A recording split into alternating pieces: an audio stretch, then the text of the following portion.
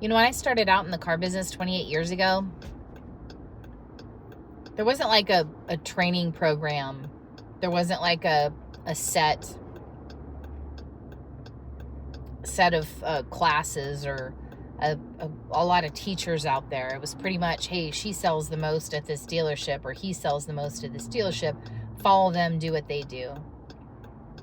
So I have a great amount of respect for anybody who's been in the business is that long, because we all pretty much had to learn to survive. And that's the only reason we made it this long in the car business, because we literally were literally learning trial by fire. Like, we made all the mistakes, we did things the wrong way, and that's why we figured out what works pretty quickly, because it was a matter of survival. So now I see, I think I counted 12 different companies offering digital marketing training. And it's pretty broad, right? There's not a lot of people talking about a specific industry focused digital marketing training, which is why I wrote my book. I wrote a book specifically about automotive digital marketing training, because there's just nothing out there industry focused like that. Like, a lot of them will have retail shops, different services that you might offer, or they're pretty broad-based. And believe me, I get it. I get why they're broad-based. You have a better chance of making more money if you keep your training curriculum broad-based. That's one of the things that's like 101, right? But what works in the car business doesn't work in other industries, and what works in other industries doesn't work in the car business. And I'm talking not only about sales tactics that they utilize, let's say for selling, t-shirts from a Nike store. The same practices and tactics don't work when selling cars. Primary reason being is because there's not a whole ton of people out there who want to buy a car without taking a test drive or kicking the tires first. There are some people who do. There's some people who don't mind. A Carvana wouldn't be a thing if there wasn't. But there's, I can't say that. I've been hearing ever since I started the car business, so eventually car sales will be going away. People won't want to deal with car sales anymore. They're just going to want to go do the Carvana purchase experience. Every car dealership has the ability to take a car to you and to complete the car sale with you. Every single car dealership has that ability. So why do some of them opt to do it and some of them opt to not? Well, it's an expense thing, right? So if I take a car to your house with paperwork, I have to send 2 people, right? It's a safety thing. I have to send 2 people. If there's not a trade, I have to send 2 people because one of them has to drive the other one back. But more often than not, it's a safety thing. I'm not going to send one female salesperson to some random person's house to sign a contract. They could be a serial killer, right?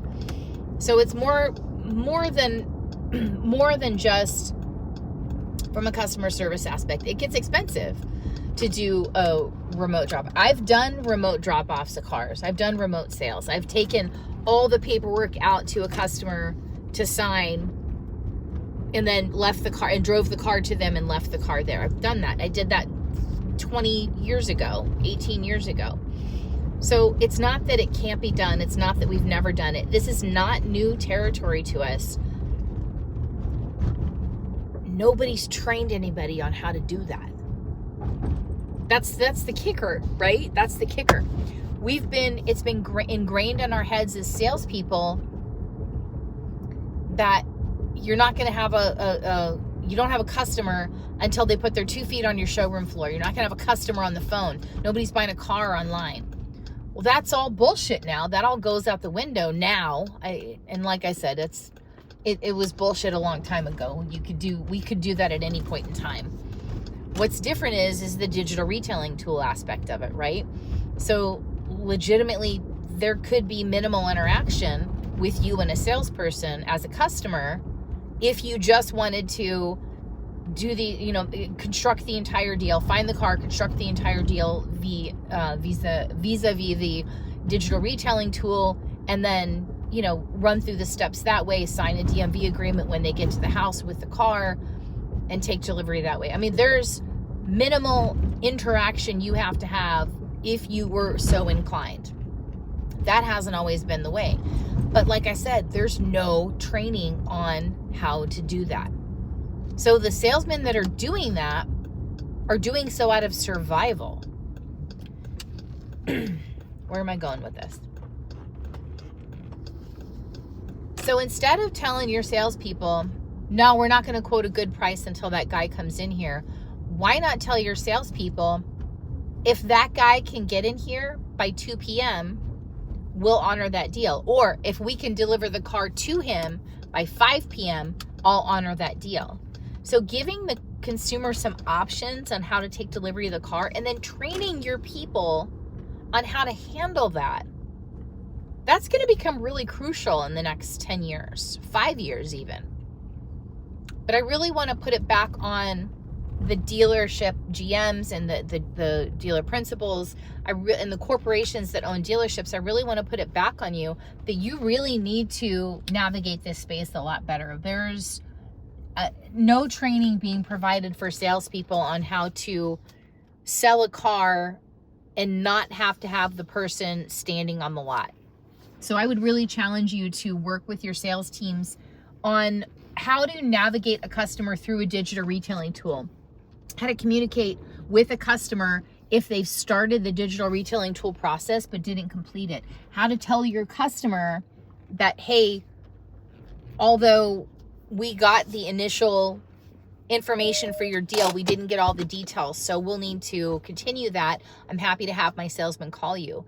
So I think there needs to be training for your salespeople on picking up the digital retailing tool pieces and putting together a deal. So that's going to be my challenge for this week, is go back and look at what your salesmen are doing for the people who don't want to visit the dealership. And I think we really need to impress upon desk managers, sales managers, finance managers. Not everybody wants to walk into the dealership and spend 2 hours waiting to get approved. A lot of people are leaning into, I'm just going to sit back here. I have my approval already, and just let them find the car for me.